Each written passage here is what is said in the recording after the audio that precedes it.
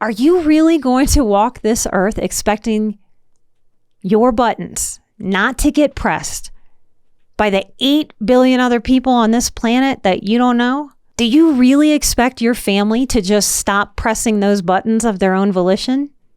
Just all of a sudden one day? To just sit back and hope for these options? This is powerless, because these are powerless options. And over time, when we choose powerless option and powerless option and powerless option, this is what becomes victim mentality. So if those are powerless options, here is a powerful option. You can disable any button you identify in yourself. Notice the difference in how a powerful message to ourselves feels versus a powerless message to ourselves feels. You can disable any button that you identify in yourself. Then the masses, all the billions of people out there, or your family, can walk up to you and push those buttons as much as they want. And nada, nothing, zip, zero, zilch will happen. You have the power to disable your buttons and make those buttons neutral. Deactivate them.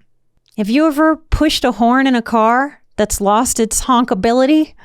I've driven beaters most of my life. I've actually had this happen in 2 different vehicles, where all of a sudden I went to push the horn and the horn just wouldn't honk.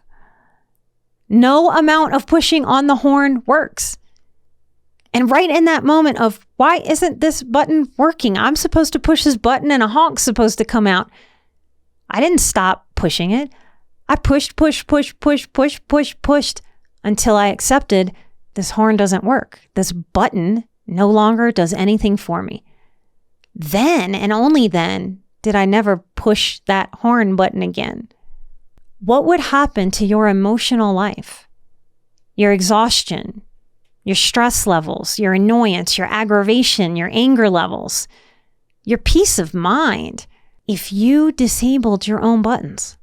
Now, a lot of sensitive people will tell me, Nikki, I am excellent at quitting, at being fully done with someone or something. And this is a common dynamic in our HSP tribe, because we tend to endure without setting boundaries.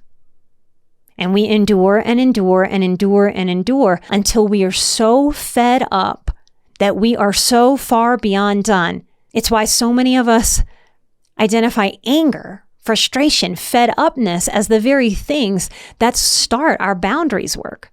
Because before we're fed up, it's like we won't even give ourselves permission. Believe it or not, that's part of what I teach when I'm teaching boundaries.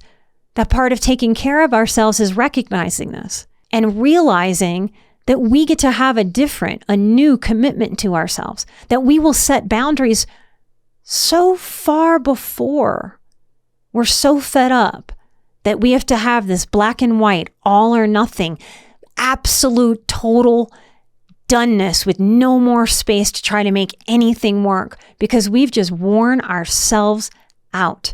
So no wonder it's easier for lots of sensitive people to just go, you know what, I'm done, I'm out. When we do this all or nothing, black and white thinking, it allows us to hide from the vulnerability and courage it takes to speak up, and to speak up imperfectly, because we can't do it perfectly, to create, set, and hold reasonable boundaries for ourselves and between ourselves and other people.